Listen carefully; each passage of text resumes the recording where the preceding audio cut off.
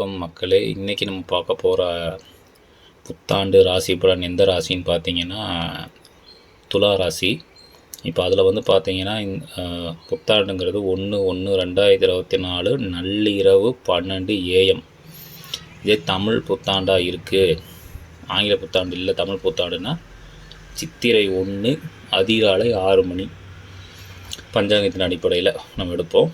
இது ஆங்கில புத்தாண்டுங்கிறதுனால நம்ம நள்ளிரவு 12 AM வந்து நம்ம எடுக்க முடியும் நாளுடைய துவக்கமாக. ஸோ அப்படி பார்க்கும்போது உங்களுக்கு வந்து சிம்ம ராசியில் இந்த ஆண்டு தொடங்குது, உதயராசி. இதில் உங்கள் ராசி வந்து சிம்மத்துக்கு வந்து 3வது ராசி, சரிங்களா? துலாம். இது வந்து எப்படின்னா ஒரு விதத்தில் வந்து ரொம்ப சாதகமானதாக தான் இருக்கும். ஏன்னா வந்து 3ங்கிறது வந்து முயற்சி ஸ்தானம், வெற்றி ஸ்தானம். ஸோ உங்களுடைய இந்த ஆண்டு வந்து நீங்கள் வந்து எந்தெந்த விஷயங்கள் முயற்சி பண்ணாலும் அதில் பெரும்பான்மை வந்து உங்களுக்கு வந்து எப்படின்னா வெற்றிகளை தான் கொடுக்கும். பெருசாக உங்களுக்கு அது வந்து தோல்வியில் கொடுக்காது.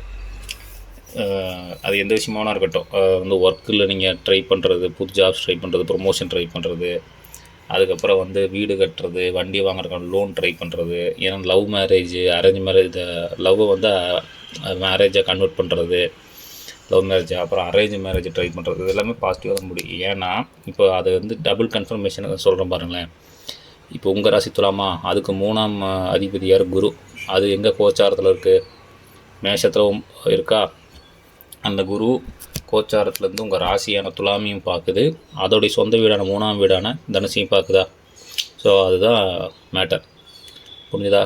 ஸோ அப்போ எப்படின்னா இந்த வருஷம் நீங்கள் பண்ணுற முயற்சிகள் எல்லாமே உங்களுக்கு வந்து பாசிட்டிவாக நல்லபடியாக இருக்கும். அதனால் இந்த ஆண்டு வந்து நீங்கள் எந்தெந்த விஷயம் எடுக்கிறதா இருந்தாலும் பெரிய லெவலில் நீங்கள் வந்து எல்லாத்தையும் கன்சல்ட் பண்ணி எல்லாத்தையும் கலந்து பேசி பண்ணுங்கிற அவசியமெல்லாம் இல்லை. உங்களுடைய சுய முடிவுகளே சரியாக தான் இருக்கும், தப்பாக போகாது.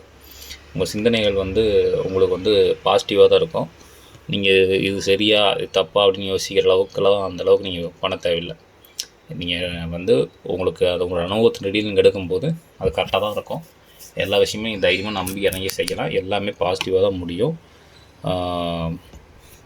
எல்லாமே வெற்றியில் தான் கொடுக்கும். ஆனால் ஒன்றே ஒன்று, நீங்கள் என்ன பண்ணாலும் அது வந்து டைம் எடுத்து கம்ப்ளீட் ஆகும். கொஞ்சம் லேட்டாகி அப்புறம் சக்ஸஸ் ஆகும்.